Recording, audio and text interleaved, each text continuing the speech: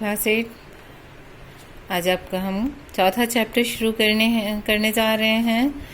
कौन सा है ये? तीसरा तो हो गया है और सब बच्चे दिखाए भी हैं। सुवचनानी। आज आपका चौथा चैप्टर शुरू कर रहे हैं। सुवचनानी, सुंदर वचन, वचनों के साथ।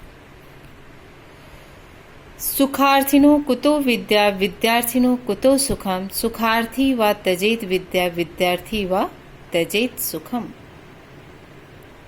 जैसे थॉट लिखते हैं ना आप लोग, इंग्लिश में थॉट लिखते हैं, हिंदी में अच्छे अच्छे सेंटेंसेस होते हैं, वैसे सुंदर वचन आपके संस्कृत में भी सुंदर श्लोक होते हैं। उसमें आपको कोई ना कोई शिक्षा मिलती रहती है, इसलिए वो सुवचनानी होते हैं। सुखार्थिनो कुतो विद्या, सुख को चाहने वाले को विद्या कहाँ, अर्थात जो सुख चाहता हो उसको विद्या कहाँ मिल सकती है। विद्यार्थिनों को तो सुखम, और विद्यार्थी को सुख कहाँ, विद्यार्थी को सुख कहाँ। सुखार्थी व त्यजेत विद्या, जो सुख चाहता है वो विद्या को त्याग दे, और जो विद्यार्थी है वह त्यजेत सुखम, वह सुख को त्याग दे। विद्यार्थी व त्यजेत, जो सुख चाहता हो, वो सुख चाहता हो, वो विद्या को त्याग दे, अर्थात विद्या की आशा छोड़ दे, ज्ञान की आशा छोड़ दे, और जो विद्यार्थी है वो सुख को त्याग दे। समझ में आई बात? सुखार्थिनों को तो विद्या, सुखार्थी जब रात भर सोता ही रहेगा वो बच्चा, दिन भर खेलता ही रहेगा वो बच्चा, तो वो विद्या कहाँ से, ज्ञान कहाँ से अर्जित कर पाएगा? जब टाइम ही नहीं देगा पढ़ने के लिए तो कहाँ कर पाएगा। तो जो सुखार्थिनों को तो विद्या, जब हर तरह के सुख को ही आप हमेशा टाइम वेस्ट कर रहे हैं, सोने में, खाने में, खेलने में, हर चीज में, और विद्या आप पढ़ रहे ही नहीं हैं, स्कूल में ना तो मन लगा रहे हैं ना घर पे पढ़ रहे हैं, तो आपको विद्या कहाँ से आएगी, ज्ञान कहाँ से आएगा। विद्यार्थियों को तो सुखम, और विद्यार्थी को सुख कहाँ, और जो विद्यार्थी है उसको सुख नहीं है। जब तक वो विद्यार्थी है, विद्यार्थी जीवन है, तब तक अगर वो विद्या अच्छे से अर्जित करना चाहता है तो उसको सुख को त्याग कर देना चाहिए। सुखार्थी व त्यजेत विद्या, सुखार्थी को, सुख चाहने वाले को विद्या का त्याग कर देना चाहिए, और विद्या को चाहने वाले को सुख का त्याग कर देना चाहिए। गौरवम प्राप्यते दानात् ना तो वित्त से संचयात्, स्थिति उच्चै पयोदानाम पयोधीनाम अधः स्थिति। अर्थात गौरवम प्राप्यते दानात्, गौरवम प्राप्यते दानात्, दान से गौरव प्राप्त होता है, ना तो वित्त से संचय, ना कि धन के संचय से। अर्थात गौरव, आपकी श्रेष्ठता तो दान देने से ही मिलती है, ना कि धन के संचय करने से। स्थिति उच्च पयोदानात्, अर्थात पयोदानात् मीन्स होता है बादलों की स्थिति ऊंची भले ही है, पयो अर्थात बादलों की स्थिति हमेशा ऊंची होती है, पयोधीनाम अधः स्थिति, और समुद्रों की स्थिति हमेशा नीचे ही रहती है। अर्थात इसका मतलब यह है कि बादल हमेशा आपको कुछ न हमेशा देता है। क्या देता है? हमेशा वर्षा देता है, पानी देता है ना, पयोदानात्, इसलिए उसकी स्थिति हमेशा ऊंची है। और पयोधीनाम अधः स्थिति, और समुद्रों की स्थिति ऊंची रहती है, नीची रहती है, क्योंकि वो ग्रहण करते हैं, अर्थात लेते ही रहते हैं। तो समुद्रों की स्थिति, बादलों की स्थिति, बादलों की हमेशा समुद्रों से स्थिति ऊंची ही रहती है। इसीलिए वो, क्योंकि वो इकट्ठा करते हैं, वो आधा अर्थात वो इकट्ठा करते हैं। जैसे लोग धन का संचय करते हैं, वो उससे बड़े नहीं हो सकते हैं लोग जो प्राप्त हुए का दान करते हैं। अर्थात दानात् प्राप्यते गौरवम, दान से गौरव प्राप्त किया जाता है, ना कि धन के संचय करने से।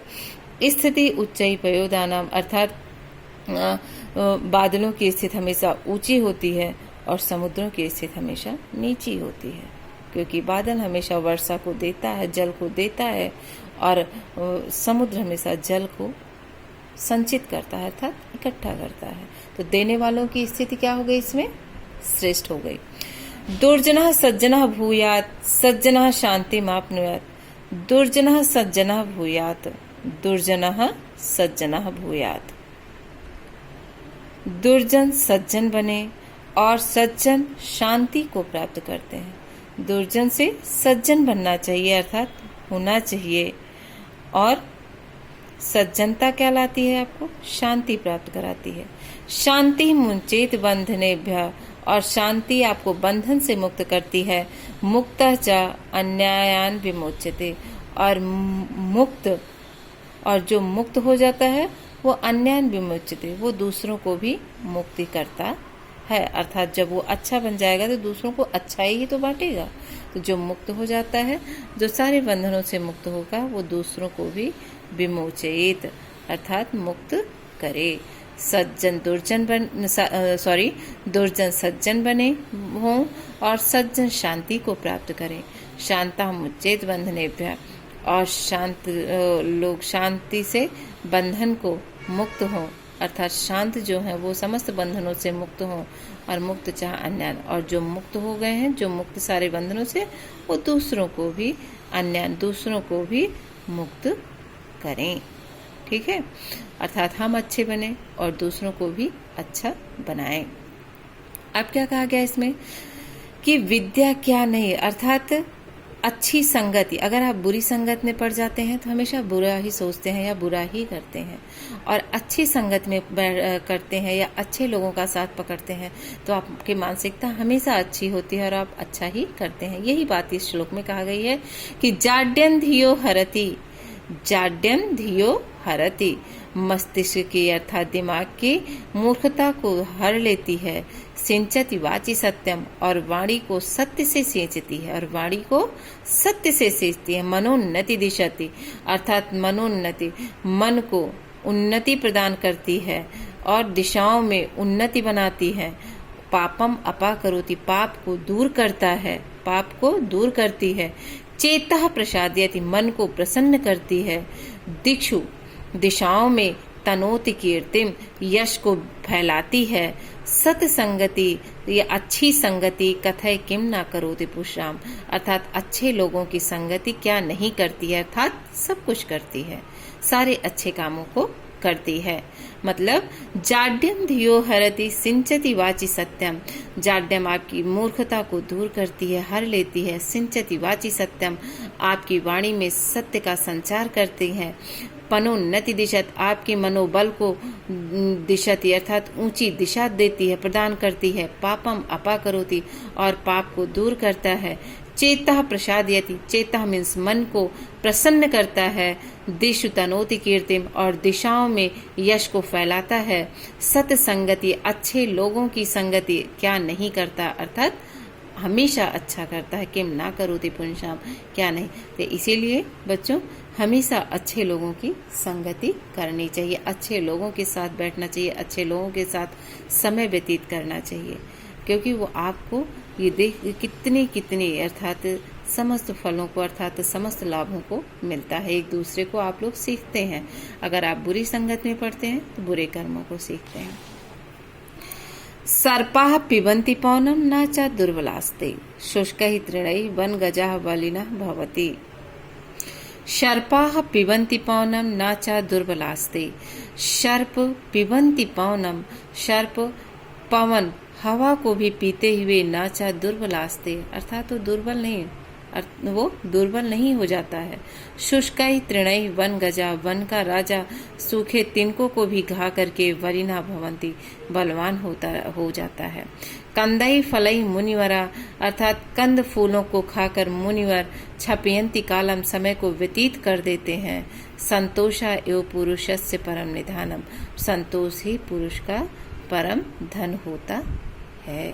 अर्थात जो अपने वास्तविकता को नहीं भूलता है, अर्थात ये सारी समस्याएं जो भी हैं, अगर अच्छा समय है या बुरा समय है, ये जो अच्छे पुरुष हैं, जो मेहनती पुरुष हैं, उनको ये सारी परेशानियां उनको अपने व्यक्तित्व से नीचे नहीं गिराती हैं, क्योंकि सर्पाः पिबन्ति पौनम, पवन को भी हवा को भी पी करके भी सर्प दुर्बलास्ते नाचा दुर्बलास्ते, वो कभी कमजोर नहीं पड़ता है।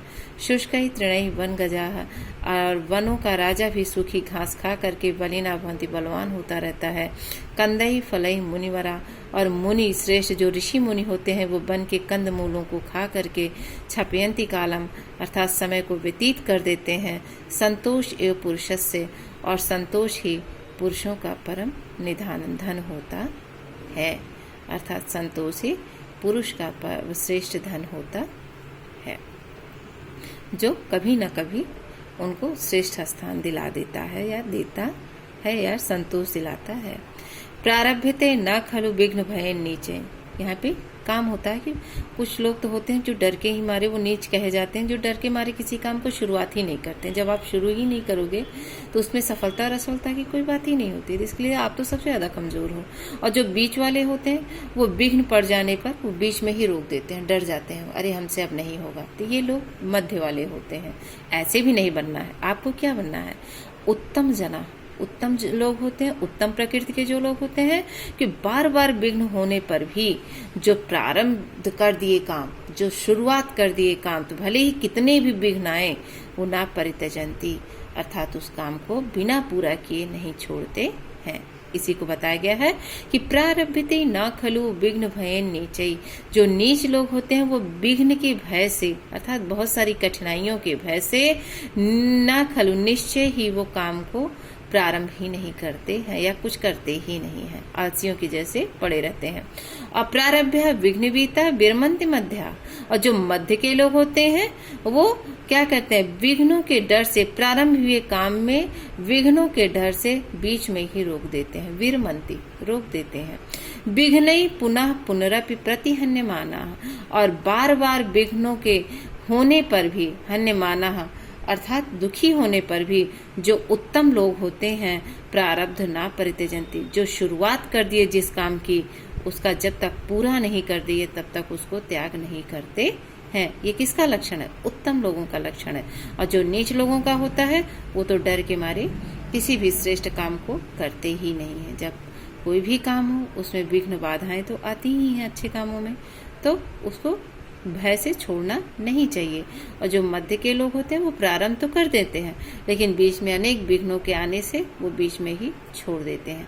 और जो उत्तम प्रकृति के लोग होते हैं वो क्या करते हैं कि विघ्नों के बार बार आहत होने पर भी जो अगर काम प्रारंभ कर दिए तो जब तक उसको पूरा नहीं कर देते हैं तब तक वो आराम नहीं करते हैं।